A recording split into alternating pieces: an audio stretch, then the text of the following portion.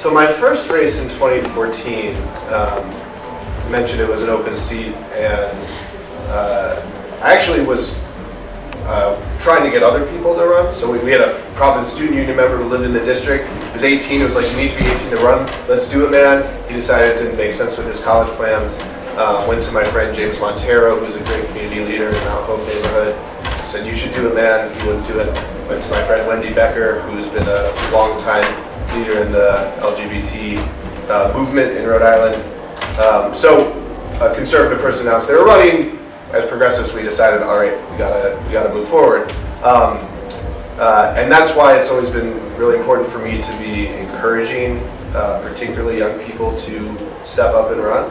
I remember, so in 2015 was working really hard on this bill to raise Rhode Island's tip minimum wage for the first time in 20 years. Was working with servers to make sure that we could get their stories up to the Statehouse. And through that met like the most amazing kick-ass woman named Walsh, who was a server but also had a really skilled organizer, and she was going up to the Statehouse. She was sharing her stories about what it means to live on like $2.78 an hour, and got really frustrated talking to all these like old white lawyers up there who didn't seem to be listening at all to her story. And so that that part of that conversation was like, well, if you were up here, they'd have to listen to your story. And I think that honestly, like one of the best recruitment tools if you're trying to get someone to consider running for office is to bring them up to the Statehouse and like give them a first-hand experience of the kind of people that are up there, and then they realize, oh wait, I can totally do this. I can do this a lot better than the folks up there. Last year, I ran for statewide office. So I ran for lieutenant governor against a 20-year, long-time conservative, entrenched incumbent.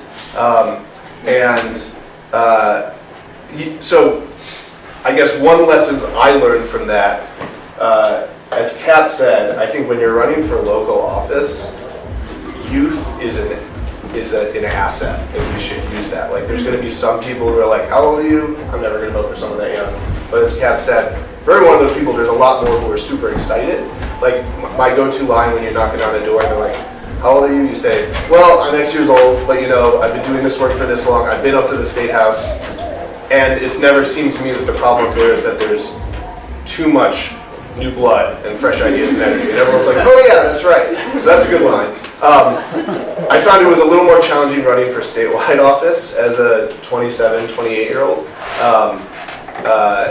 There's a bit more of a like, how old are you kind of thing. So there was a lot of running against entrenched incumbent. There was a lot of pressure to not do it. But I think that those are the kind of races, like we need to focus on winnable races, and our race I think was winnable. We got 49% ultimately, but we also need to like stretch. We need to push for things that are like right at the edge of what's winnable, because that's how you're going to really, I think, move the conversation forward.